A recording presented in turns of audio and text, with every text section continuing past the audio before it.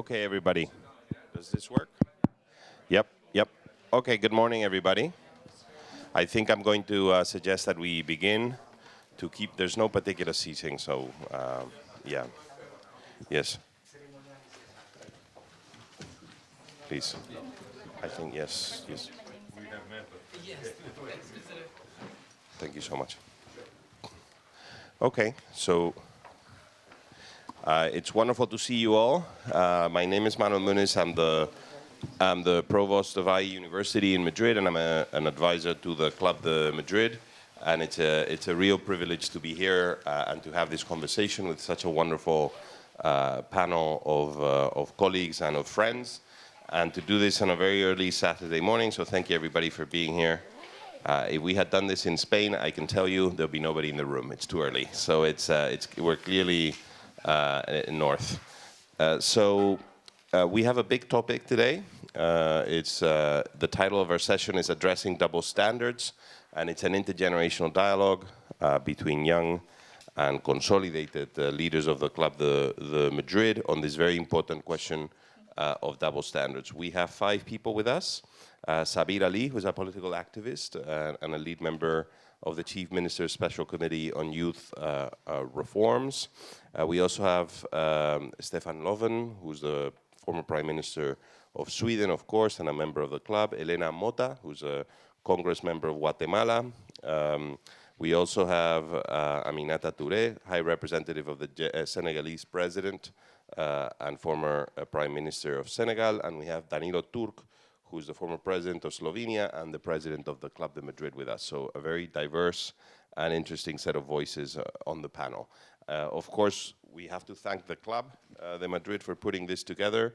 As you know, the Club de Madrid is an organization that brings together former heads of government and state of democratic countries to foster debate, discussions, and lead projects in the democracy and other spaces, and also America House for hosting us, and of course the Munich Security Conference for bringing us all together. Now, my job is very straightforward. I'm just going to say a couple minutes of a framing set of remarks, and then I'll be throwing questions to you guys. And the idea is that this is very participative, so if any of you has any questions or comments, just raise your hands and we'll try to weave them into the conversation as we go along. So when I saw the title of the session and the description of the session, I said, well, this is going to be very interesting, but we also have a challenge, which is to land this very broad concept of double standards. And the first thing I want to say is that I think that this discussion is particularly significant now because we are living, and in fact this conference is a very clear example of this, we are living a big change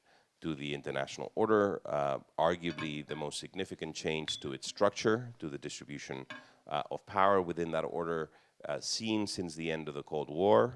There's been a huge shift in economic, diplomatic, and other types of power to new areas of the world, fundamentally to the global south. If you look at the weight of BRIC economies in the world, if you look at GDP sizes, if you look at defense spending and many other issues, you will see that the structure of power in the world is shifting very quickly. And there are growing voices in the south that are criticizing very vocally the double standards of the north, of the former builders and sustainers of the international system. I mean, I made a very quick list of things, but I'm sure that others will come up. There has been a big questioning of the motives behind the response or the desired response to the invasion of Ukraine on the part of Russia coming from the south. A lot of countries in the south have denounced the Russian invasion but have not imposed sanctions, and in fact feel that this is a very particular European issue that the Europeans and the Americans are trying to put at the center of global politics when other conflicts in other parts of the world that were as significant did not receive the same types of attention. There is, of course, the conflict in the Middle East and in Gaza, which is a fundamental topic in many, many countries around the world, and where the Palestinian cause is very widely felt as a very important issue of international politics. And there have been accusations of double standards levied against the US and European countries in their management of the conflict of the war in Gaza. Let alone the latest remarks by President Trump on building a Riviera in Gaza, which we can also maybe comment Uh, there have been numerous denunciations of the management by the West of the human rights agenda and the way that it's used or not used or levied against some and not others. This is a constant feature of the international debate. So these are just some examples, but they're persistent, they are constant, and they're there in the debate. And as these new voices emerge, I think it is very important that we try to address some of these. Now, I'm going to move straight into the Q&A in order not to occupy too much time and have enough ample time for a discussion. I want to bring Elena first. I'm going to bring our two young voices on the panel early on, and then I'll move to our Club de Madrid members as well. So, Elena, how have you witnessed or experienced this issue of Western double standards regarding democracy and human rights, particularly in your region? I mean, how does this depiction, this drawing that I just painted, how has that impacted you? How have you seen that from your where you stand? Yeah. Good morning, everyone. I'd like to say that um, there is a substantial difference in the perception of the inconsistency among the different generations. And this is because the generations that precede us learned about what happened during the Cold War, the Latin American dictatorships, and the internal conflicts around the globe. So experience firsthandly the impacts of these events make them, in general, more careful about democracy. And most of their elected governments respected democratic issues and human rights through was learning from the post-war process. No? So while my generation, those who are beginning to get involved and participate in politics and voting for the first time, have lived in an era of peace.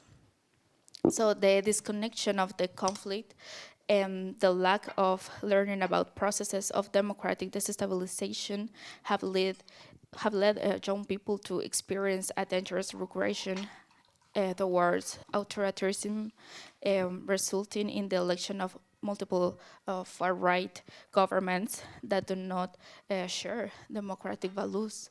Um, Well, I didn't mention the Latin American dossier, but of course that has been a huge part of this discussion of double standards, particularly regarding the United States and its actions in the region, not just the United States, but very singularly the United States as of the last few decades. So maybe we can come back to the Latin American discussion on double standards later, because it's been one of the areas where this has happened. I have part of my family lives in Chile and in places like that, so this keeps on coming up. It's very much a part of the debate. So let me bring in Sabir in. So Sabir, in your perspective, navigating sort of the complexities of politics, of active politics, what role do you see for yourself and for younger generations in this discussion in particular, in the double standards issue? Yeah, thank you very much and good morning. So, as a young leader from the global south, we have seen the double standards of an international community, and we have seen the good, we have seen the bad. So we have seen that there have been selective interventions of the international community based on their geopolitical strategies. So if they allies with their economic stability, they turn a blind eye on any of the human rights violations. But if it doesn't ally with their geopolitical strategy or economic strategy, they tend to criticize the countries more. So for the young leader, I think we have more a role to push for more consistent and more transparent political system. And I think it's one of the strengths that we have is a social media now these days. We have a social media where we can connect with the other young leaders from any parts of the world, and where we can share information in a matter of seconds, where we can hold people accountable, where we can create movements for the transparent and for a more consistent political systems in the global south and for the international community. And I think the young leader these days, for the leadership style is concerned, I think the young leaders tend to be more inclusive and are more focused on collaboration, bringing people together to have a more of a voice of the marginalized communities and young leaders from the marginalized communities on the table, because often that there is a very low number of young voices in the table. So we want to make sure that everybody and every young leader has a say on the table, whether they belong from a diverse community, a marginalized community, but they have a say in the table. And I think it's high time that we have the young leaders, they want to have an honest conversation about how the political system would look like and what sort of a political system they want to see in their future.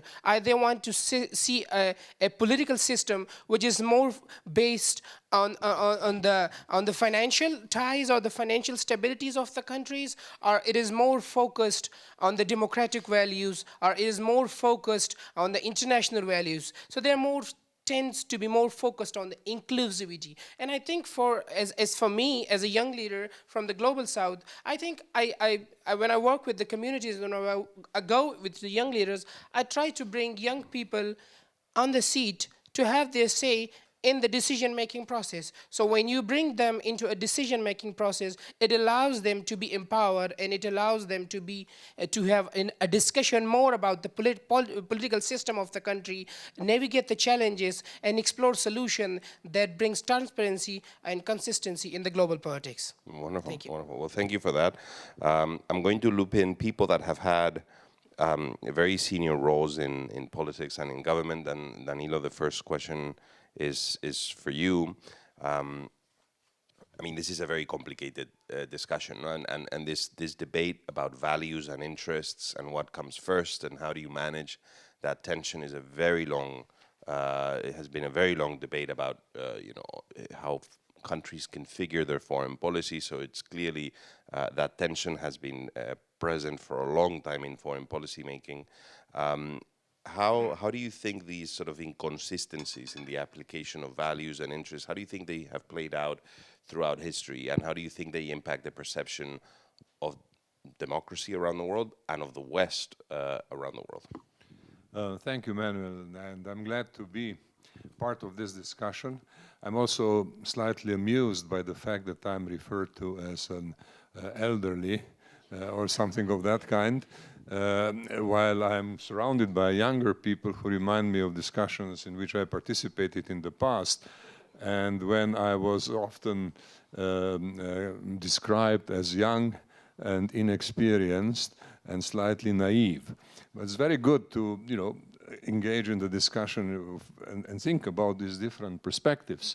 And of course, when one talks about double standards, the first thing in politics one learns is that double standards are very much the usual stuff in politics. There's nothing really surprising about that, because everything that happens is happening in a political context defined by interest, at the international level by geopolitical interest, and that's not a good news for the truth. Everything is colored by interest, and therefore double standards come as a kind of a natural consequence of that, and one has to be aware of that. And I'm saying this not simply to exercise, the wisdom of logic of a senior person. I'm thinking about some of the very recent experiences and some of the less recent experiences. But the most recent experience is yesterday's speech by the American Vice President, J.D. Vance, who said very interesting things. And of course, with much of that, I don't agree. I must tell you right from start.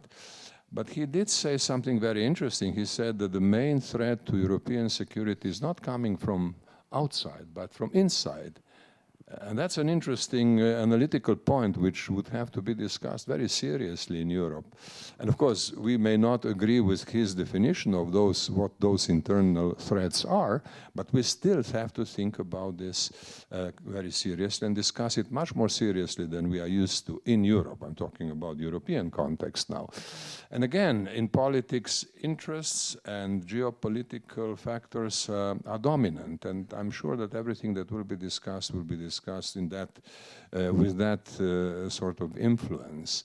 And of course, the other thing which we need to take into account is that while Europe in general and all of us here in this room, we believe in democracy, we are committed to democracy, but we have to understand that democracy is a problem, and that democracy is always difficult to exercise in full sense, and that there will always be differences in addressing the issues. Now, sometimes, you know, things can be simple, and here I come to my neighbor from Guatemala. You see, as a senior person, I remember the days when we human rights activists of that time had a very simple task when talking about Guatemala. We simply needed to criticize General Rios Montt and say that violations of human rights, which were massive at that time, are a very bad thing. And then we thought that we have achieved something by, you know, exercising our capacity to criticize. And we didn't think much further from, all right, where do we go from there? It was felt that at that moment, critique of human rights violations was sufficient. And then came the difficult, complicated process of transition in Guatemala with President, I remember, Vicinio Cerezo, who was on the one side, he was seen as a leader promising a different future, but not a very radically different future. And that made the whole discussion much more complicated. And I think that this sort of experience is important because in politics, you practically never deal with ideal options, or let's say ideally defined options. You never deal with, you know, something is completely bad and something is completely good. Of course, there are situations where things are completely bad.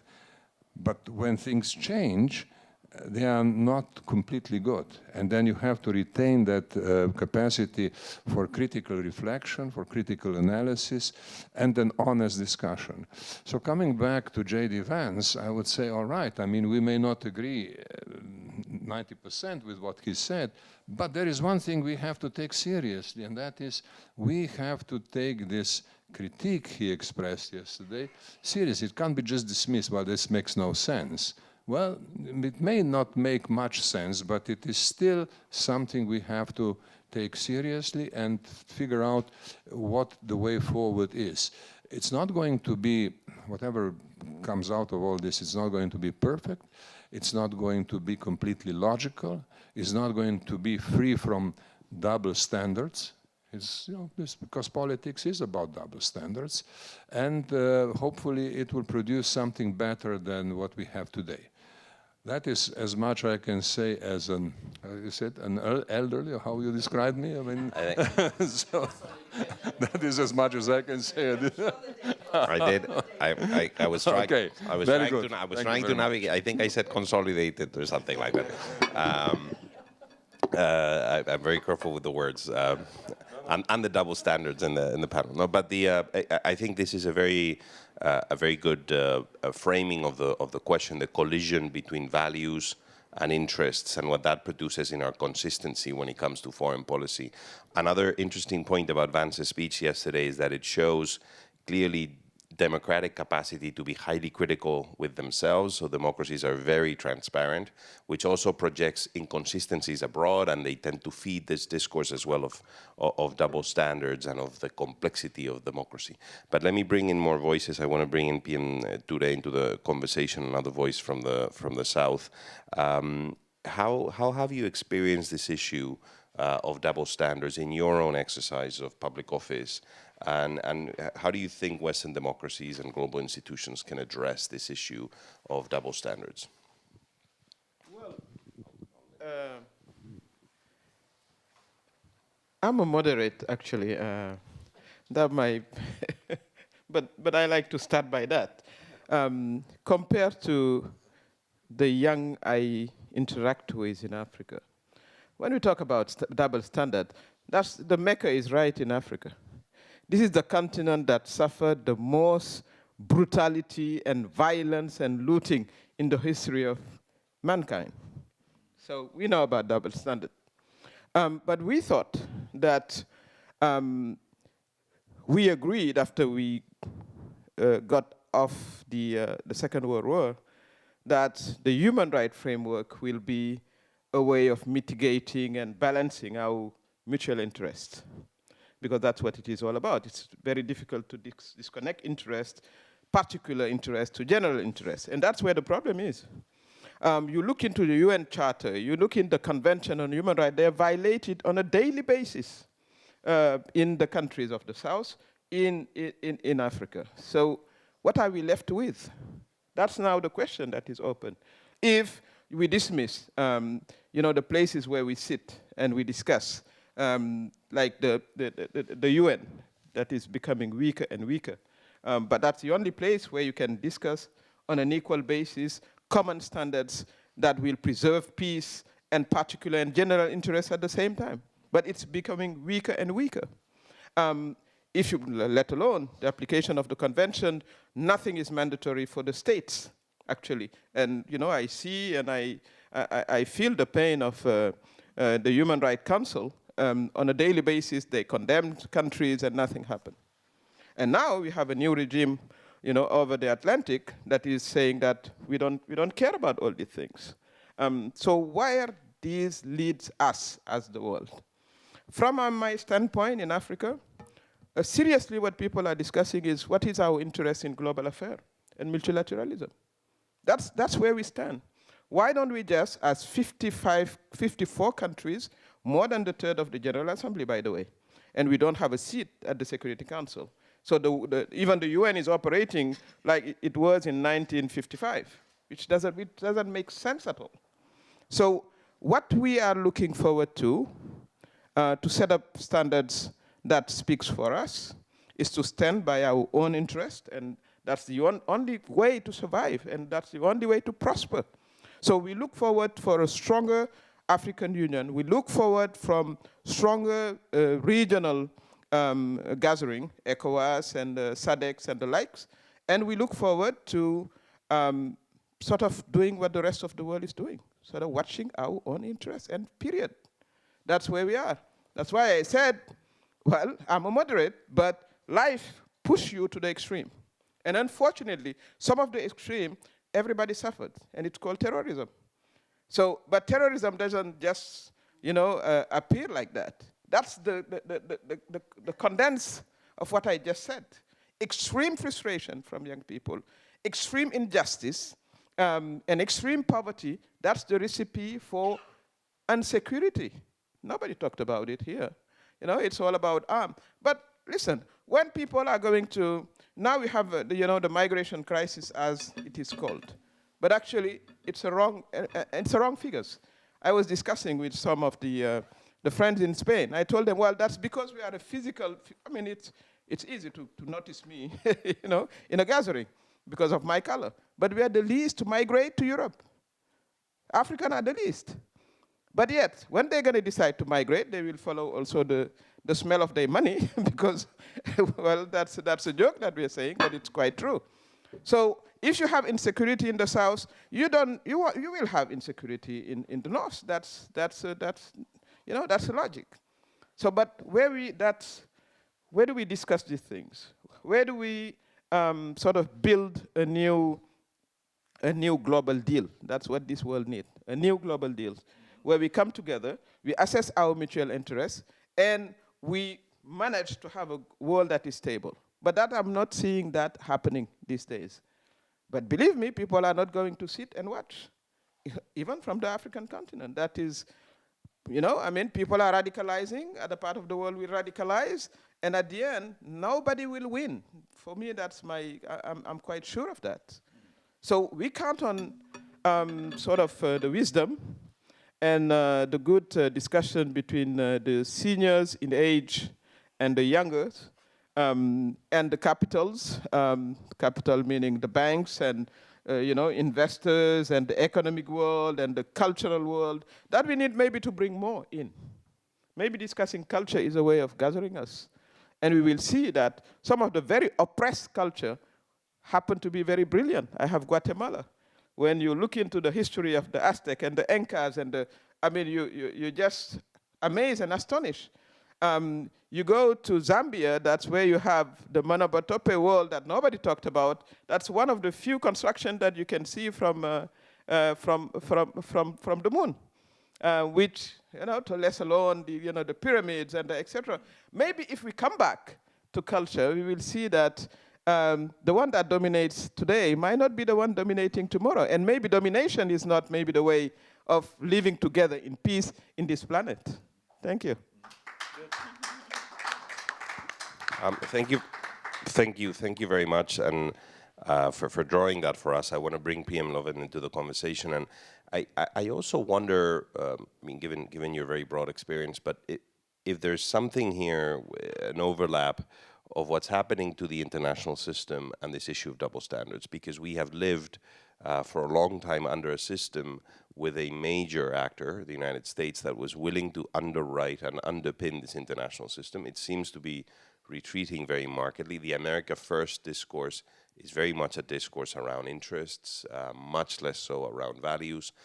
The actions of this administration regarding the multilateral space, which is probably the space where this global vision, global set of values are transacted, agreed upon, protected, is very clearly about the retreat from that system. They've left a number of UN organizations. They're defunding elements of the UN and many others. So I wonder if, within your answer, you can address this if you wish, but I think it's very interesting to think of how this much more geopolitical, fractured world actually makes it a world much more prone to inconsistencies, to double standards, to a damaging of the international norms and values that we have provided ourselves through the Charter, the Declaration on Human Rights, and others. So I think sort of this dialogue between power and inconsistencies in international affairs seems to be something relevant, but over to you. No, absolutely. It is connected. First, I'm very glad to hear Danilo say that he is surrounded by young people. That includes, the youth, we need to stick together. Okay. No, of course, it is connected. And let me say first that I think the global north or the developed or whatever we call ourselves, need to be very clear and acknowledge, yes, double standard has been for many, many years. That's a fact. And we have to get out of that. And there is only, I'm glad that you ended where you ended in your intervention, that we need to come together again, talk about what are our common interests here. This, for me, it's about, one perspective is a moral thing. Because we, as human beings, we have the exactly same value as human beings. We are different cultures, different background, different whatever, and that's an asset to me. That we are different, that's a good. But the value is exactly the same, and that means that every human being on this earth has certain rights, and that is something we need to focus on. That is, so we don't end up and say, well, we did wrong there in Iraq. Yes, Iraq, the invasion of Iraq was wrong. But that doesn't justify on invading Ukraine. So we keep on saying, well, wrong there, now we support that one, and focus on what's the important thing, human rights, UN Charter. That's where we should focus. And so it was wrong in Iraq, and it is damn wrong in Ukraine. And then also, security is a basic thing that, and as you were saying, how can we create the common security? Now we are talking only about increasing military expenditure. And God knows, as a PM, I was also responsible for increasing Swedish military expenditure, a lot, given the situation. But I also asked my ministers, what are we doing at the other end? How do we build trust instead of just building on fear, on deterrence? Not to mention nuclear weapons, but that's a totally different, but that perhaps the most stupid thing that mankind invented. But how do we build common security? There is an incentive for all nations to make sure that their neighbors can feel safe. Because if my neighbors are safe, I'm safe. But if my neighbors feel threatened, I'm threatened. So the common security theme, I think, is one that we should get back to. And acknowledge from the North, or again, whatever we call ourselves, that we did many things wrong. We are still doing many things wrong. We need to cooperate on the climate transition, because the poorer part of the world now is asking us, rightly so, okay, you used oil and gas to develop your welfare. And now you're telling us we can't use it. And we're telling that we cannot use this because of the warming of the planet, and that is a focus we need to stick to. But then we need to help also invest in the developing world so that they don't need the oil and the gas. But that's an investment thing, and the investment is good for these countries, but it's also good for the rest of the world. So I think we need to look more. So one perspective is the moral, based on the equal value of all human beings. But the other is it's also smart. This is smart. Why haven't we learned? I'm not fond of the Chinese political system. It's a dictatorship, but some 500, perhaps 600 million people were lifted out of poverty. That was good for them. It was good for China, but it was also good for the world economy, because our economies are so interlinked. So if they can also contribute by consuming, it's good for all of us. Now we have an African continent, the only continent that will grow substantially during this century. I think it will reach some 3 billion, yeah? And with a workforce that is growing. Now, why we have to make sure that investments in Africa are done so that that potential can really be used. Good for African people, good for Africa continent, and good for the world economy. So I think we need to go back to the common interest that we have, build common security today, and I will end with that, touching upon your question. What's happening now in the world. More fragmented, yes. I think one of the reasons is that with technology came also the possibility of transferring capital around the world. I remember when Sweden gave up, this was already in the 80s, I think, or at least early 90s. We took away the restriction on how you could move capital from Sweden to other countries because it was impossible to control. With that disappeared a lot of the national possibilities of taking decisions. And at the same time, a reluctance of admitting that and say, hey, we need to meet in Europe, in Brussels, in New York, UN, to find solutions on that, because you need to tell your people that I'm doing the best for you. But the best now have been, I'm doing the best for you by focusing only on our country, which is a wrong answer. The right answer is to say, I'm doing the best for you because I'm doing this for my country, and we're doing it together with others. That's the right answer, but we're not there yet. We're not there. We have to be there, again, showing the moral perspective and the smartness in cooperating and building common security. We seem to be, I think, unfortunately, moving in the, to some extent, in the opposite direction, or much more nationalistic takes on policy and on foreign policy. One of the really interesting things that happened yesterday, connecting to what you're saying, is after the Vance speech, of course, we had the Chinese foreign minister intervene, and I thought it was very extraordinary. He came out and he said, we're in favor of global trade, we're in favor of fighting climate change, we're in favor of a rules-based order, we're here to cooperate with everybody, we're predictable. I mean, the message was we're everything that the US is ceasing to be.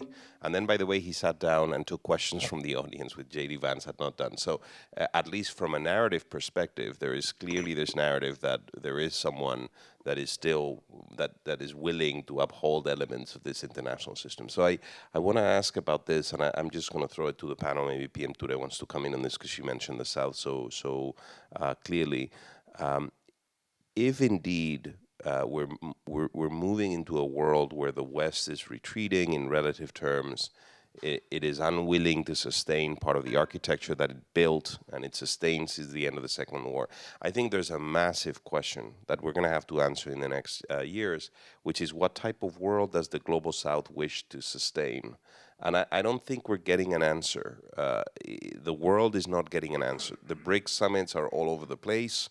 It's very difficult to understand the type of environment that the South wants to build and sustain. I mean, I go to India very regularly. The Indians are very vocal in their criticism of the West, but it's very hard to understand the type of international system the Indians want to underwrite and sustain. So we're in sort of this moment of transition when there is a system that is retreating, and with all its contradictions, with all its issues, there were a set of values, a set of institutions, and a set of goals that had been set and pursued by this system, but the new actors are still not there. So, and by the way, your intervention was very sobering, because if the reading from the South is, no, we're not going to take the responsibility of building and sustaining this international structure. What we're going to do is we're going to build our own moats. And I'm putting words in your mouth that you did not say, but I'm sort of, it's a caricature, and you might disagree fully, no? But I think it'd be very tragic if these new actors come into this discussion by saying, we have been abused, exploited, there have been all of these contradictions. So what we need to do is build our national interest and constrain ourselves to forwarding these interests internationally.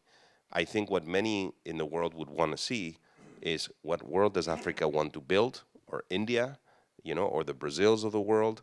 What order do they want to sustain? Because that is the responsibility that is coming your way, whether you want it or not, because in this retreat, there'll be huge vacuums. So anyway, so from the South, how do you view these things, and what is that agenda, consistent, global, that pursues global interests, that you can see moving forward? Well, first of all, I don't know whether we can close the window, because being from the South is quite cold. But the South is a theoretical concept. So that we have to know. It's a philosophical concept, a geographical concept, but it's not an operating concept.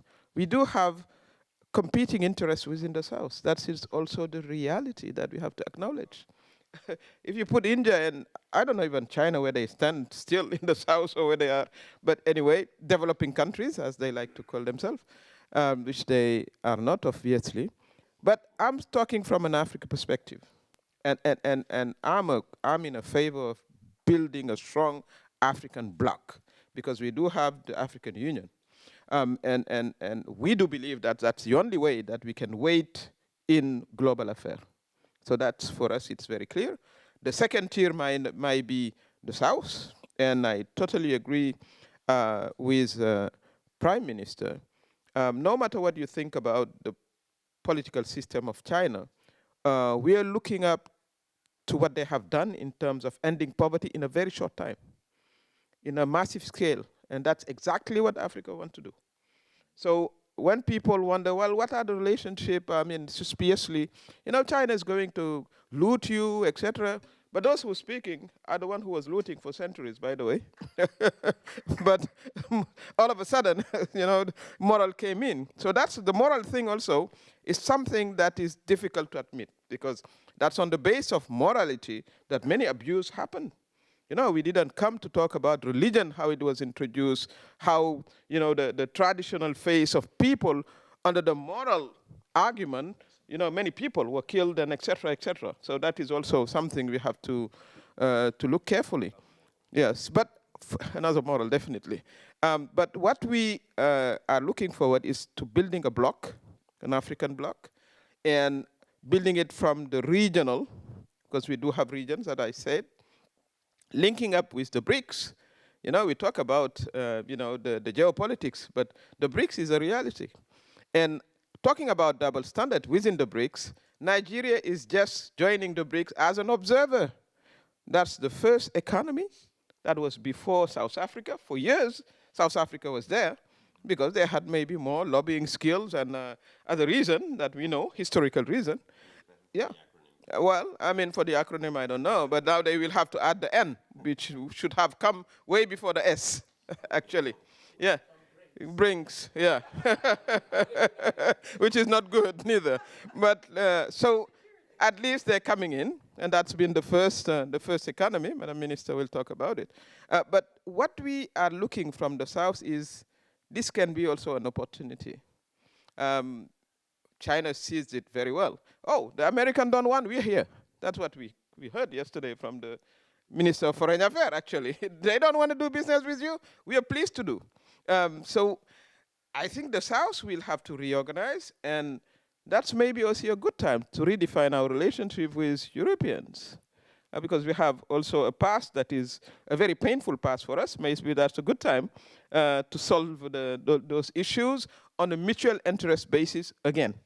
So I think that's maybe Mr. Trump will help without knowing, because, sort of rearrange this world in a better way, because I don't think America will gain anything in isolating itself, even isolating itself within the Americas, far away from Mexico, from, well, I mean, he want to annex them, but let's see how it's going to work. So that's what I would like to say is these are going to be building blocks in the South. I think the issue of self-interest, that's human nature.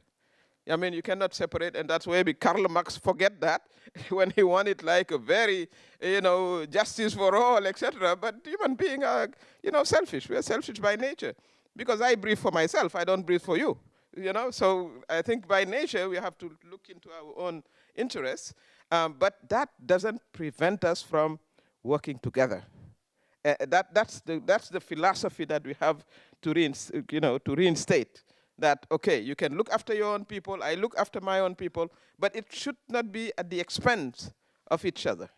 So I hope, and that's where this dialogue is extremely important, that young people will carry on this idea that we failed as the elders to implement. We did a lot of good things, by the way, because we came a long way. I used to say that in 1960, when Senegal became independent, the life expectancy was 40. Now it's 67.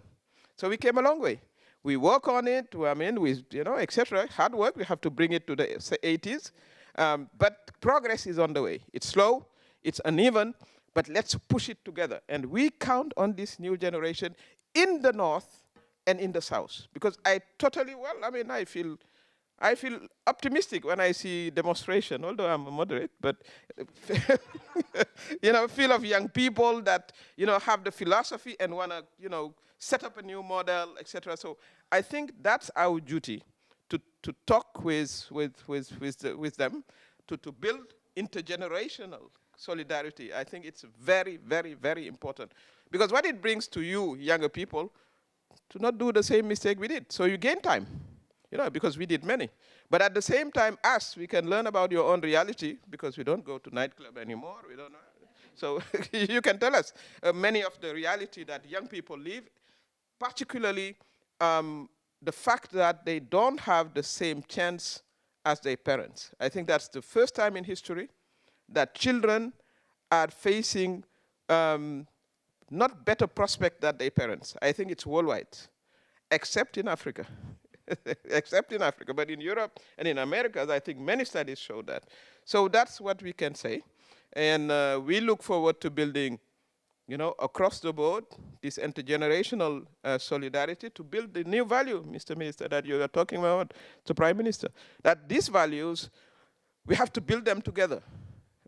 Because we have to accept also some of my values. I have to accept yours, but what we've been saying is a one-way street. You take it or you're leaving. This is what we want, etc. We saw it also during the war in Ukraine, between Ukraine and Russia. You see how carefully I'm choosing my word. Because we felt like, well, somehow we said, that we condemn, a country invading another country, that is the UN Charter, etc., etc.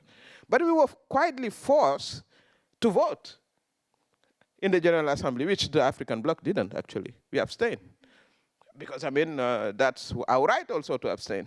But we saw that as a, pushing, and you have to be by our side, etc. But there was so many conflict going on in the continent, and nobody cares, actually. But that's the same. We hope that life, have equal values everywhere. But what we need to do, frankly, is to sit and have sometimes very uncomfortable discussion, like, the one we are having, at the higher level, and, and discuss how we can have a new compact. And I hope that the World Social Summit will open the door for that. And I hope that more young people will come and bring also the wisdom, because this is their world. In Africa, 70% of the population is below the age of 35, but they're ruled by their grandfathers. So how do you want it to work? That's also the things that we need to figure out. Can I ask the young? Two questions.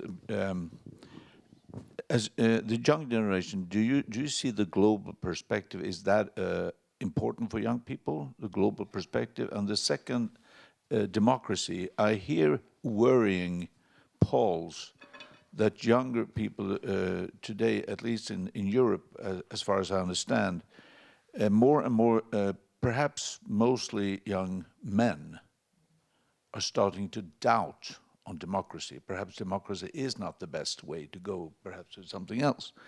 And I think it's a global phenomenon, and I think that the far right is using it right now very much. So what are your perspectives on the global issue and democracy, and how do you see the younger generation? Is there a common opinion, or of course it differs, I understand that, but in general? So thank you very much. I think when it comes to the global position and the younger generation, there has been a complete frustration among the young persons when they see the democratic values that are being practiced by the, as Madam PM said, by the global North and the global South. So as when the international, because we believe, and since we grown up, we believe that the human values and the democratic values are universal. So it does not has any contradictions, any economic, feasibility for some countries. So, but we see, and we regularly see, if there is any decline in democracy in the global South for some countries, and if this is beneficial for the North, and then they says, okay, we are supporting it. But if this is not beneficial for them, they says, okay, we don't care about this. For instance, like I'm coming from Asia, and then we have seen in the Asia, for many years there has been a complete destruction going on, and for instance, the Afghanistan and Pakistan, they are bordering countries, but the war in Afghanistan was I would say Pakistan was asked to be an ally of the United States when they needed it.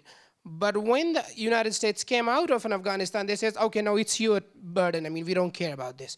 This does not put encourage young persons to believe in a true democracy. And then they believe that the democratic values are based on the benefits of the certain countries.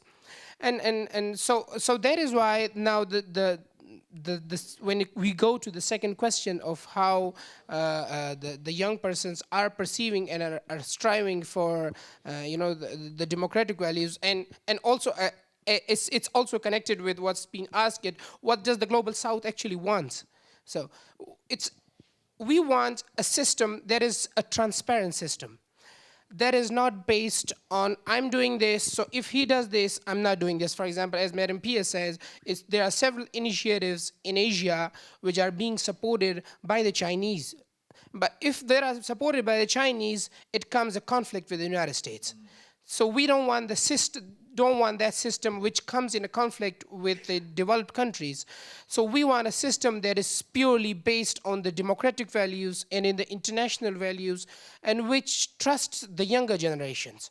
So when you put the younger generation on the table, so the majority in these days when they are in politics, when they're trying to get into the multilateral systems, there has been a complete trust issues among them. They say, no, the younger generation don't know about anything. But this will become a norm, and they will know everything when you give them a space on the table, and a decision-making position. When they have a decision-making position, they will start working for a true democracy that is based on the democratic values and human rights frameworks. So this is... Very good answer. Elena, I don't know if you want to come in. I agree with you, but I like to add that, well, my perspective is from Latin America, but more specific Central America. So yeah, we are aware about the global issues, and I think that we know that it is important about the economy, the environment, but for example, those big problems, as you mentioned, like the oil and the gas, yeah, those are important, but for us in Central America, it's more important to resolve like easy issues. For example, unemployment is an issue there, and about malnutrition, for example, migration. So yeah, it's important to talk about economy and those big problems. It is important, but we need to resolve first our problems. And I loved when Mrs. Torre mentioned about our culture, because for example, Guatemala is a Mayan country, but we are not we're forgetting about that, and we are talking about what, for example, the US needs and Europe needs, but not what our culture or our indigenous people want, and how they are facing the future, no? And about the second question, so we need to have in mind that we need to resolve these easy problems that we have, and I think that complicated questions need easy responses. So yeah, we need to resolve these easy problems before to continue. And the second question was about the well, like democracy. I think that we are losing the dialogue with this different generation that I was talking about. Yeah, the previous generation learned about Cold War and dictatorships in Latin America, and when they took decisions and elected governments, they were really careful about democracy. But now the new generations, we don't have that on mind. So especially, to be honest, young men, they are just taking their decision by their own. But we, the girls, the women are still trying to participate and to have our voice. And you, the men, you have your privileges. So you are not caring about the women, and that's why you keep walking without us. We are still facing the same problems that we had 30 years ago or 50 years ago. And it is because we are different than you, and that's okay. But we are still working to have our spaces in the Congress. For example, in Guatemala, we are 32 from 160. And it's complicated. So we are still working to have our spaces and have the the space on the table. We are working on that. You already have those privileges, and because you are men, so you don't care about our problems, and you are keep walking, no? So I think that it is still important to improve the spaces for us, and have in mind that we are also humans, and that is our right to be seated in the same table as you and walk together.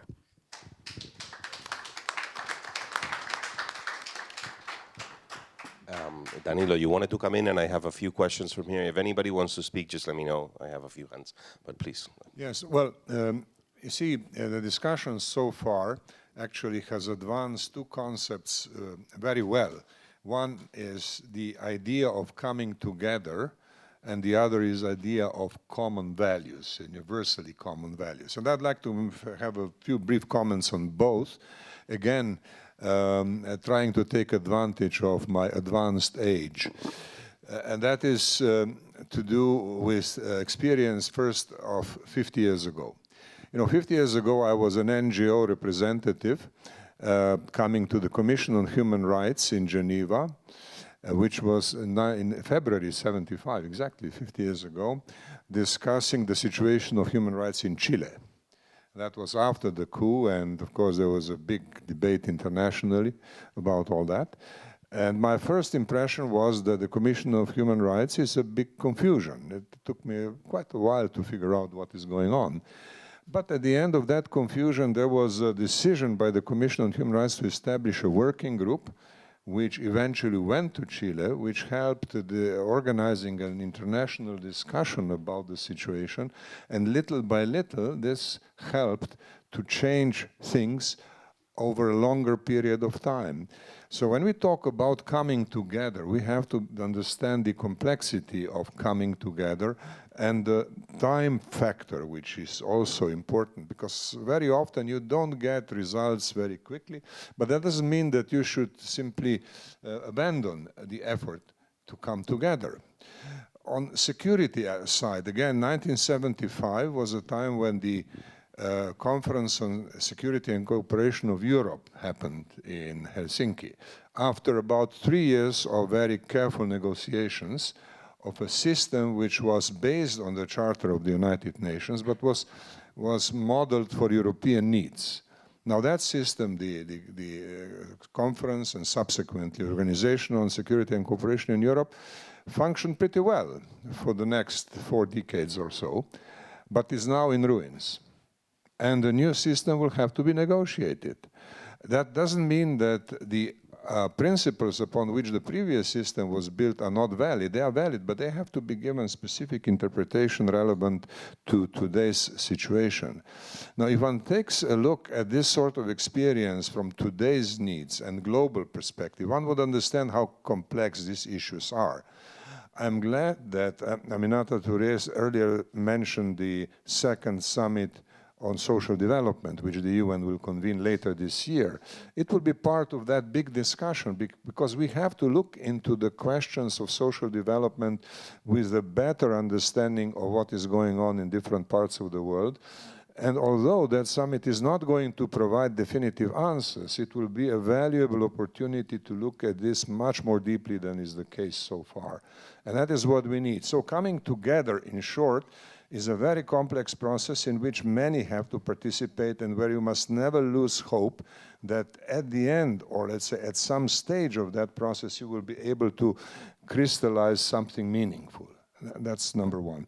Number two, on values. You see, values is a word which can either be very precious or very cheap.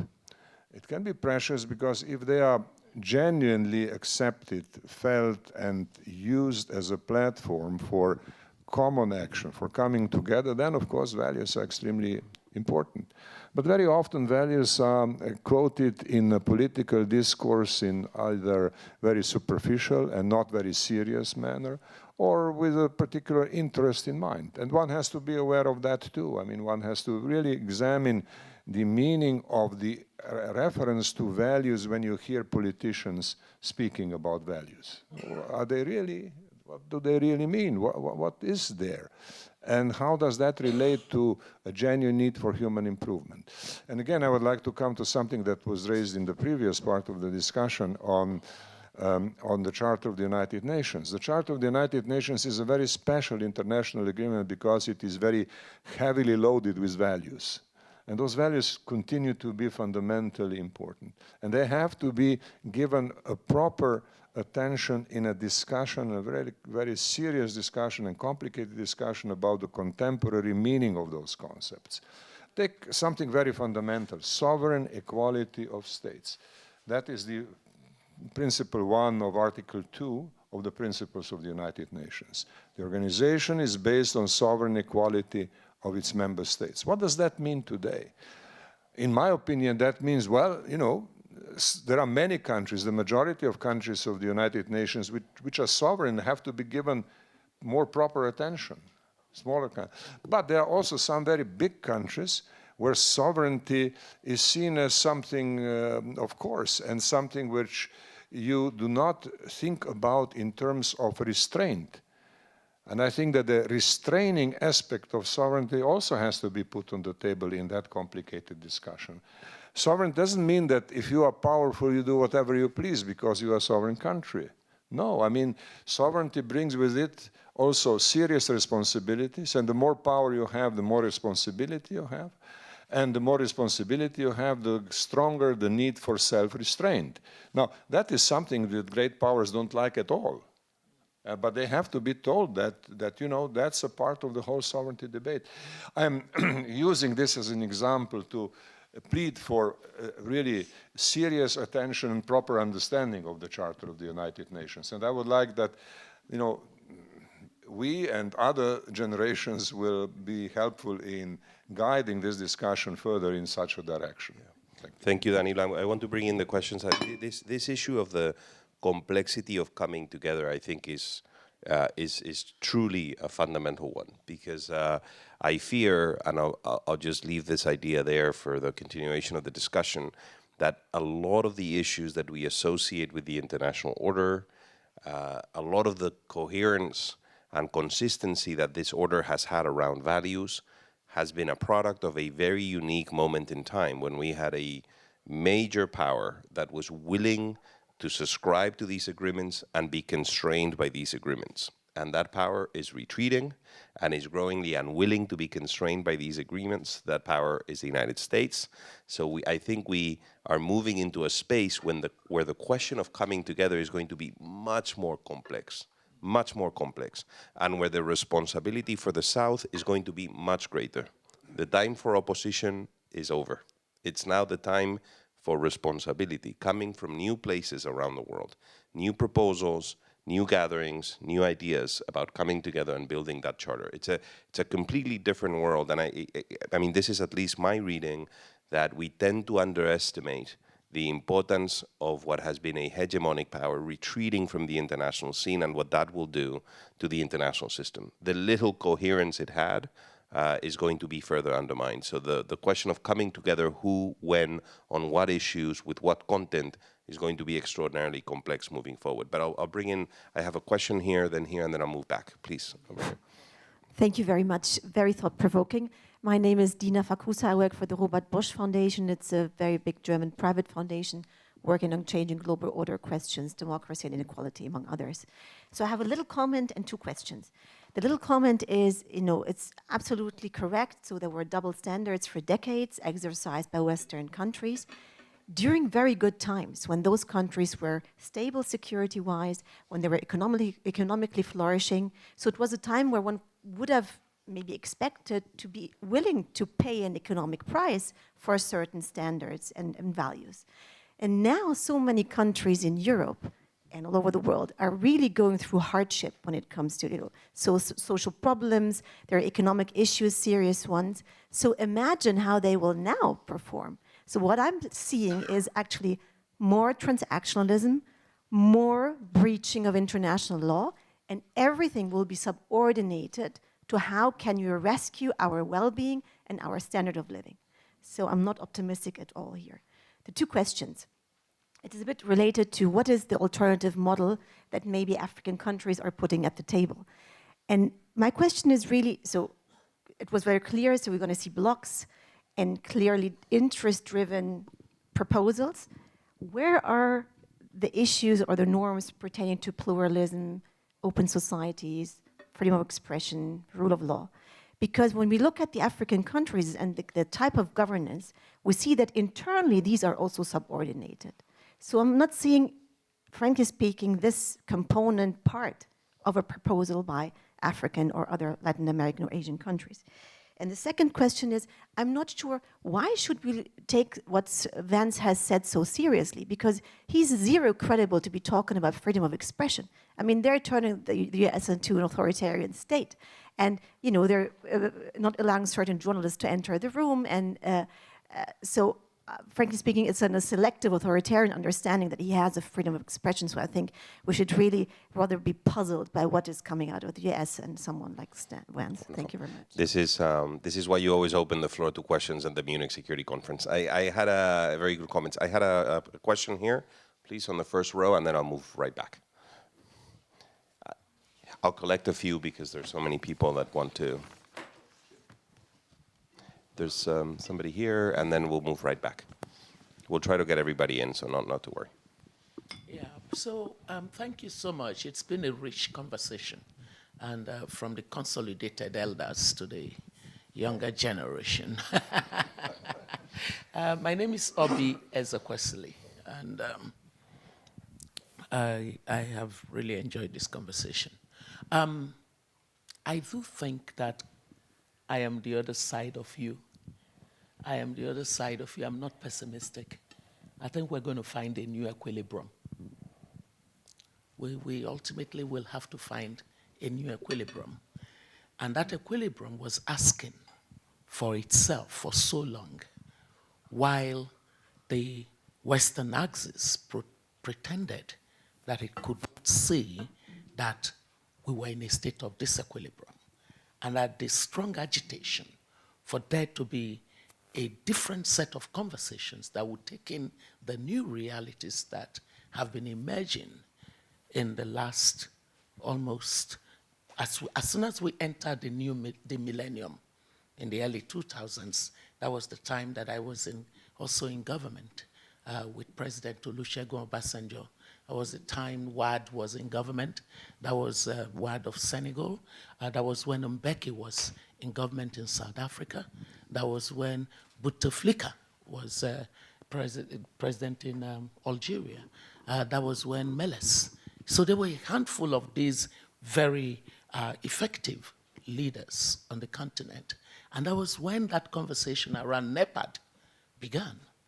And the proposition that was being made to the G7 at that time was that, look, continents that were outside of the framework when the rule-based order was defined are now coming into the space of contention for development.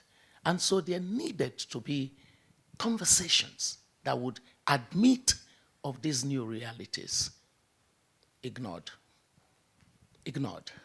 And so Europe, very fixed, America, very fixed in a sense of moral superiority, did too much preachments rather than admit of these new voices. Because of this, they did not see China coming. 4 decades ago, nobody saw China coming. 3 decades ago, nobody saw India coming. But they were coming. It is the same way that they have failed to see Africa coming. Because when you look at the troika of forces that would compel Africa's emergence, the young people, the women, you saw how brilliantly our former prime minister from Senegal was making the point. I would put her on any stage more than I would put some of the men governing our countries on the continent. The young people, the women, and technology will compel an entirely different Africa where the demographic shifts are very strong. Average age in Europe is 44.6 years. Average age in America is about 38.9 years. Average age in China is 39.2 years. Average age in Latin America is about 33.8 years. Average age in India, closest to Africa, is 29.3. Average age in Africa is 18.9. More than 65% of increase in global workforce will be from Africa by 2050. This is a different world. But for too long, we pigeonholed ourselves into a conversation like everybody else was invited to stay outside of the window and looking at the party. You know what I think will happen? There's going to be a new conversation on what kind of design model we need in order to collaborate and to cooperate. Because we do know that evidence shows clearly that cooperation and collaboration makes it better for all of us. We know that as a matter of principle, as a matter of the evidence that we have. And so it would be the young people, they already are finding themselves. We're sitting here talking about values and interests. They know that more than we even do in today's world, because they are building projects across different regions. Am I lying? You're finding themselves. They are designing solutions already. They are looking at us and wondering, what's all this about? So I end on the note that in this new design, what we should be asking Delio is, what kind of role would platforms like the Club of Madrid play? Because there are different silos of ideas that are pushing through and saying there needs to be a conversation to design a more inclusive governance system that would enable all of us prosper together. And I think that that conversation has started, and we must make effort to keep building the coalition of the willing, because this disequilibrium is good for us. We need it to enter the real equilibrium. Thank you. You're here. I have the young lady here in the pink jersey, and then I will jump around and we'll go back. Hello, thank you for a very interesting and thought-provoking conversation. So I have two opinions and then I have one question, so I will try to make it very short. So first is, I think we have this experiment, right, where you give a child choice between, okay, you can have one chocolate right now, or two chocolates maybe 2 hours later. Something so basic. And what we see nowadays, I definitely condemn all the attacks that is happening. And it's very easy to say it comes from migration. Like I condemned very recently, there was this car attack in Munich. I condemn it, of course, but it's easy to say it comes from within our migration policy and everything, but it's, I think, all this deportation policy, it's like a child taking one chocolate right away. You're just pushing off all this migration thing by deportation. Of course, it's good to keep the self-interest at first, but I think if you're pushing the migrants away, then it's sort of like 20 years later, you think, oh, the world is like a globalized place. Forget about the economics, even the whole earth, nature, everything is so connected. Even if you try to move all the production phases within just Europe, taking away all this global economical connection we have, we still have this connection of nature and earth. So by putting people away, we're just delaying the thing that is going to happen for the next generation. I think that is one thing I want to point out. And the second thing is, yesterday I went to this talk about the president of global affairs from Meta, and he was saying that with democracy they want to have this freedom of speech where people can choose the news that they get. Like with the algorithm, you know, the ideas that you like, the news that you are interested in, the algorithm gives you more of that. So it's very interesting because in my opinion, I don't want to politicize this, but I don't get anything about right wings. I don't get about, you know, fossil fuels, because that's not the topic of my interest. My interest would be like, okay, I get globalization, people coming together, but I also cannot deny the fact that there are other people who say, okay, we should use plastic straws because paper straws are stupid. So those are the people that will get these contents frequently, and their mind is conditioned in a certain way. We cannot deny that. So what democracy does is it gives us equal voice. Yes, as human, we should have equal voice, but I would like to bring your attention to this algorithm and the news, because nowadays social media is our news forum. So I just wanted to comment on this too, so that you guys have the voice, so that you can bring it, something like this, in attention in your next professional debate. So my real question is, I've always wondered why the developed and the rich country, the country who have all the money, if we look at the natural resources, if we put nature into account, they're probably not the wealthiest. The wealthiest ones, Africa with a lot of resources, South America with a lot of resource and culture, in the monetary terms are the poorest ones, you know, just, I don't want to put fancy words, but if we look at in the exact GDP and everything, they're not the most richest. I've always wanted this sort of like a curse of nature, like curse of natural resources. And Singapore, for example, where they even import their drinking water, they're very developed. So, and you talked about investment in Africa, right? Helping the Africa build these renewable sources. It's a great idea, but do we help or do we pay back for the resources that we've taken? Is it going to be, I come from Nepal, so in Nepal we have a lot of a lot of trainings funded by UN, Asian Development Bank, and a lot of it. But the money, and yes, the people get the training, but a lot of the money it goes back. Like the investment, the money goes back. So yes, we're trying to build infrastructure, that's good, that's a very good thing that we're doing on a global forum, I think. But at the same time, we have to see like what is going back again. When we make these investments in Africa, the return, how much of the return is actually staying in Africa, for example? So my question is, how do you balance this investment? Thank you. I'm going to ask you, you guys have to be very brief because I want to give the panel a chance. So let me collect, I think there's still 3 or 4, but if you can just take the 1 minute, we might make it. If not, we won't make it. Okay, I will stand up so you can clearly see my face. First of all, thank you so much for the discussion. My name is Maria Verástegui. I'm a youth activist from Spain. First thing I wanted to point out is that I could not agree more that we will find, I'm positive that we will find an equilibrium. And my question is for Mrs. Tour. So as mentioned, the importance of building stronger connections, I think the very first step is on the youth, on the young people. So as we are tomorrow's leaders, but we are also today's change makers, how can we strengthen African and European relations from a youth perspective? Wonderful. Thank you for the brevity. There are a couple of people there. Thank you so much. Thank you so much for the discussion and the invitation.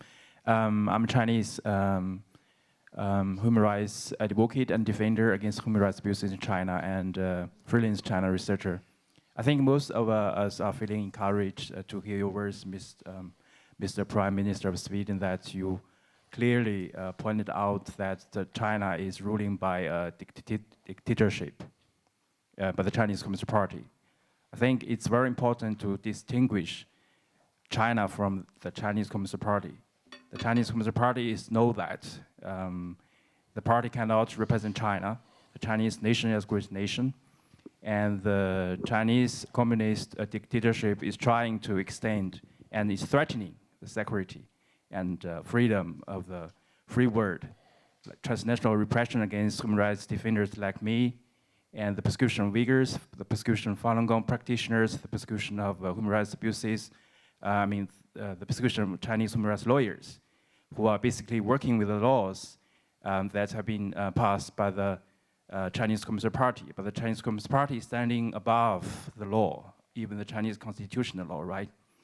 And the European Parliament has responded to my call to free Chinese Falun Gong practitioners from the persecution of Falun Gong practitioners in China and passed in the last year a resolution. And also about the persecution of my parents.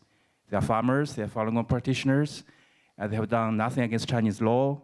And the Chinese Communist Party know that there is no legal basis about the persecution in China. And Falun Gong is in China very popular until 1909, where the persecution is started. It has been 25 years. Every second is too much. The good news is the German government, the German embassy in China, and the EU embassy in China has taken measures to free my parents, to call on the release of my father, who is still being currently detained in one Chinese prison, experiencing torture, brainwashing, and even the forced organ harvesting from prisoners of conscience, like Falun Gong practitioners. So the good news is my mother is released because of that. So we know that there are many measures to be taken, like the section measures, which has been addressed in this European Parliament's resolution on the persecution of my parents, because it has been the first time in the EU history that the European Parliament has passed this resolution condemning tremendous human rights abuses against one Chinese farming family. My parents are tea farmers. So my question on Ms. to Mr. Prime Minister of Sweden should be that the sanction measures like visa refusal and asset freezing, it's not difficult to take such kinds of measures. So maybe you can give us the victims of different kinds of stem crimes by the CCP courage, a couple of encouraging words to tell the global leader of the free countries what kinds of measures, even sanction measures against the CCP perpetrators to be taken to protect, to end human rights abuses in China, against Uyghurs, against Falun Gong practitioners, Chinese human rights lawyers. The second question would be that... Do you mind if you can be brief, because the rest of the colleagues, it's a very important point, but if you can be brief, thank you. Yeah. The second question, one sentence, how can you're talking about the values, how can the European states to protect their values from the, kinds of transnational repression of the Chinese Communist Party? How can the European leaders put human rights forward before the, economic interest? Thank you. Thank you. We really need to be very brief. If not, I'm going to have to cut off some colleagues, so please. Hi, my name is Jacques van Rensbeck. I'm from South Africa, working as research developer with background in systems thinking and political science with the Emerging Scholar Initiative from University of Pretoria. We're developing a subdiscipline of political science called interdisciplinary thinking. And one of the things we're looking at as a concept is something we call split function society. It's where you develop frameworks over time where you have governments running and they apply their policies and sort of create it. But what you see is that they sort of focus on just that part. And when you look at then the actual people in the state or the continent, it's completely different from each other. My question would be, how has your experience in past or current forms of government been that you sort of like, maybe there wasn't split function society before, or maybe it has been? And then the second thing is, I very much like your comment about what you said about domination, that we should do away with that. I'm of the belief that, for example, with the UN, we established it, and then that was it. We never went into transformational. It should always be dynamic. It should always be transforming to keep up with the world. And you can see this across many organizations. African Union is a very good example of how that can work. South Africa was with my history and where we are now, G20 presidency and what we're pushing for in that regard as well. So, yeah, thank you. Thank you. Let me get the very last one at the back, who's been very patient. If you sit at the back, you get the last question. That's and then I'll come back and we'll do a quick round of closing remarks. Hi, thank you, and I promise to keep this very brief. My name is Suta Kavari, and I spend my time between London and Cape Town. And one of the things that has been absolutely stunning the last 3 weeks is just the rapid pace of this global retreat in leadership and the fragmentation that we're seeing.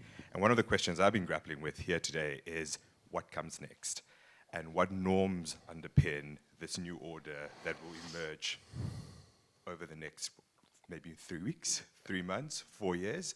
And what is the proposition for young people, for whoever is going to take the next mantle of leadership? And what are some of the ideas that we can start thinking about? Thank you. There also seems to be a system, by the way, to the speed of the measures, which is, to overwhelm the public debate. So it's not accidental that these things are happening this quickly. But maybe we can just do a quick round in this direction of closing remarks. We only have a few minutes, and then we'll close. Yes, quickly.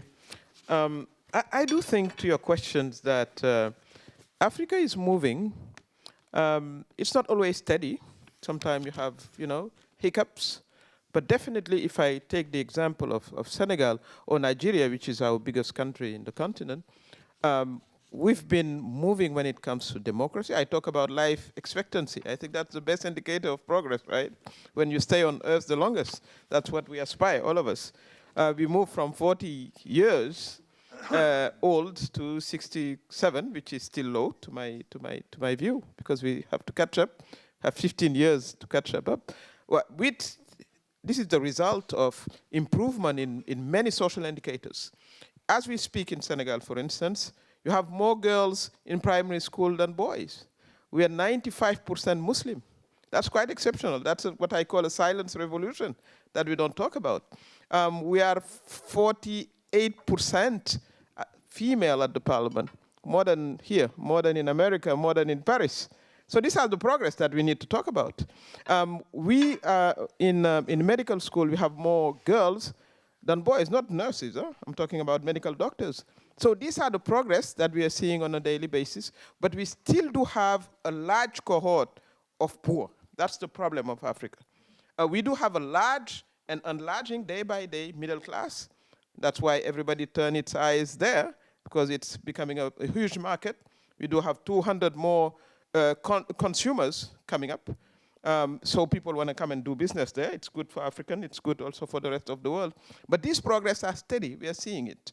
When it comes to democracy, we elected recently, I mean, Senegal have been, we never knew of coup d'etat, for instance. So this is also part of the narrative that nobody talk about. We elected a 44-year-old president in a society that is quite patriarchal. And I think the progress are there. We have to move much more. I think one of the challenges that Africa has, and that's why we cited China, we don't get into the debates of the political dynamics, internal political dynamics. What I was saying is they were able to lift out of poverty huge cohorts of poor. So how did they do it? We are interested in knowing, and maybe duplication is not always not automatic, but this is a success that we want to also apply to Africa. So I do think we are moving forward. We do have huge challenges. Corruption, we have to end corruption. That is, well, but we are not the only corrupt continent, because that is also a stereotype that we have to get rid of. I always say that the biggest corruption scandal happened in the USA in terms of volume, nowhere else. So this is something we have. We have to deal with inequalities. We are becoming very unequal. I think South Africa is the first unequal African country. So these are the things that we need to grapple with. We have to bring women more at the fore. That is also progress that we are making. Between Rwanda and Senegal, I think we are at the top worldwide of female representation. So they are a good example to show and to build upon. But we acknowledge also that we have to bridge the gap in many areas, bringing the social indicators. I think ending poverty is our major, major challenge. And for the decade, I think that's where we have to benchmark it very, very clearly. And that's good for the world. As you said, Mr. Prime Minister, if you have much more consumers in Africa, more stable, they want to establish themselves in the continent, then Europe is going to be fine, because you are our next neighbors. I used to say that you can swim from Africa to Europe. The distance is 14 kilometers, the shortest distance. Between it's somewhere in Spain, and the other part is in Morocco or Tunisia. So that's also something that we need to look at. But to come back to the idea of what's next, for me, next is what we're going to make of it. I totally agree with my sister Obi about the new equilibrium, and I'm quite sure that's what I was saying. Mr. Trump doesn't know what he's doing, because he's offering us, the rest of the world, a way to come together, and America will join, and we will support also the dynamics within America, because they're not just sitting and watching Mr. Trump messing their own countries. You do have progressive forces that will get organized, that will fight back, etc. And then I think we will open a new chapter, maybe, of our universality, because I do believe in universality of human beings. At the end of the day, I mean, you all guys came from Africa through Lucy and the rest, right, to spread and I think that's our destiny. But there is also a very important point, which is the masculinization of politics nowadays, that I link to also the fear of losing power. Losing power in your own household, because women are expressing themselves, they are refusing violence, they are refusing to stay at the back, but also the fear of losing influence globally, as the United Nations used to be the convening point, but we knew who were the strong players. The strongest was America. That's why the headquarters are there. So there is a machismo that is linked to the fear of losing power individually and nationally and etc. that we also need to acknowledge. Maybe we need to bring more anthropologists and psychologists to understand what's going on with the men's, some of the men's. But I do think also that from a feminist point of view, we have to bring feminist men and progressive men into the debates. And we have to identify them. And we have to build a coalition between women and young people. If we do that, at least in Africa, that's 80% of the electorate. I was telling to Obi that in Senegal, we went through tough time because the previous president wanted to stay on. But we managed to have a coalition of women and young people, what brought our youngest president ever to power. So we could talk about it for a long time, but time is short. Thank you. Very brief because we're out of time. So just a very quick round. But please, if you have a couple words. First, with that argument, I'm very proud to form the first feminist government in the world. Yes, and we had a very good foreign minister, Michael Wallström, with a also feminist foreign policy. So, and that is also, again, morally right, but also smart. Why not make use of the 100% of our potential? Why just 50? So for me, it's obvious. On investment, just shortly. Well, as you also said, Prime Minister, it is, I mean, it's quite simple. Investments are, okay, you can make wrong investments. That goes without saying, but you have so much in the world. We have all the financial resources that we need. You know, if we count the 5 richest people in the world, 5, they have $1,000 billion together. I'm not saying that we're going to rob them, but I'm saying it's a clear signal that we have the financial resources. I'm very much looking forward to the summit in Spain in June, July, because there is an ongoing discussion on how can we use the wealth that we have in the world. So, and I mean, 2 concrete examples. We have some 700 million people lacking electricity to their household. It can be solved. We have 2.2 billion people lacking daily access to fresh water. That can be solved.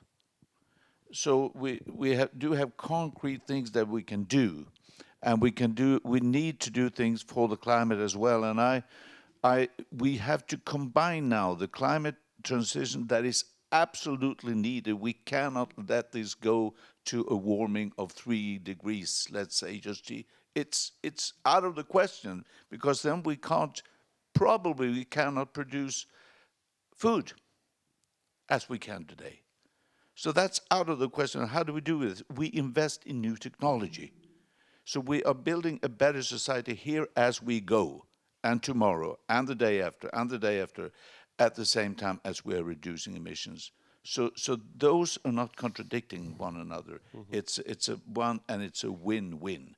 We have to stop this zero-sum game, believing that if this country or region will gain something, we will lose. No, we will win both.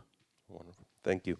Danilo, some final remarks, and then we'll... Yes, well, thank you. Very, very briefly, 2 things. First, of course, I agree with the views that were expressed with regard to the question of future Africa-Europe relations. I think that really is a very important aspect and should be discussed further. I mean, the opportunities are there. They are not seen because the many major issues that are overshadowing these opportunities are so strong. So I think that's a good message for our subsequent discussions. Secondly, I agree with my friend Aminata Touré when she said that we should bring more psychologists and anthropologists into the debate, including in the United Nations, clearly. And I have a specific proposal regarding the profile of these people. I think that there should be some specialists on megalomania as a psychological feature of some of the leaders to understand better, first, the nature of the megalomania today and the expressions that we see, and also the limits of megalomania. I mean, that would be a very interesting subject for psychologists to discuss and to teach the rest of the people, including diplomats, about that. And finally, the lady from Robert Bosch said, you know, G.D. Vance has zero credibility. That's true. But then what is now needed, I think, is a response. And I don't see the response to a very provocative statement he made yesterday. Of course, it's too early to expect a response now. And the question is, who are people who are well placed to give a credible and serious response? And that, I think, would be very interesting to watch if and when it happens. And finally, coming to the title of our discussion, you see, freedom of speech is the most wonderful area for exploration of double standards. And I would like that discussion to continue, to see what, you know, I was dealing years ago with freedom of expression as one of the UN rapporteurs on the subject, and that was at the time when we criticized the American practice of embedded journalism in war and of agreement between major news organizations and Pentagon who, you know, accepted self-censorship, but we were severely criticized. I don't want to go any further. What I want to say, freedom of expression is a wonderful place to further discuss all issues, including, in particular, the issue of double standards. Thank you. We're really running out of time, so a couple words from you guys, please. Very quickly. Because we're running this on a Mediterranean schedule, and our German friends, because we have another panel here. But please. I just like to add that I think that it is very important to have more intergenerational discussions and conversation, but those should be very inclusive. Women, men, diversity, people with disabilities, and it is urgent to have more women taking the decisions, but also young people, because you said that we, the young people, are tomorrow's leaders and today's change makers, but we can today be the decision makers, and we can today be the leaders. Just we need to be brave and take the spaces, because they are not giving the spaces just because. It's because we are fighting them and we are taking them, so be brave. Wonderful, thank you. Please, final words. Yeah, just to be very brief and just very short, it's as Elena said, it's now high time that we have this intergeneration dialogue between the experts and the leaders, and they guide and mentor the younger generation on the transparent and accountable politics that they would like to see for the coming rest of the world. Well, I think those are very clear messages. Thank you, everybody. We have a lot of work ahead of us. Thank you.